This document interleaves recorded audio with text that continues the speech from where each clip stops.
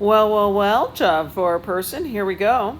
For your job, you're going to be receiving a mask that's already been sewn, but your job is going to be to put a wire inside the top part of the 3/8 to about a 1/2 inch seam that's been put there.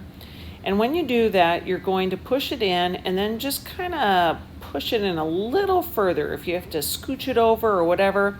And by the time you're done, you'll use your thumbs to feel that it's centered in there with space on either side so that when someone does go along inside, sew along the edges, that they're not going to run into that wire.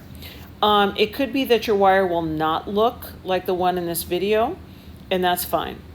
After that, you're going to be taking all of these ties. I will have put them together so that there's a hard crease in the center point of that tie. You'll see that crease, and hopefully you'll remember to just kind of keep an eye out for it. And you'll line up that crease, because it's the center, with the edge of the mask.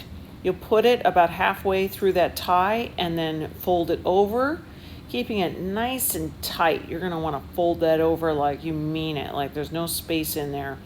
And then you'll secure it with a paper clip.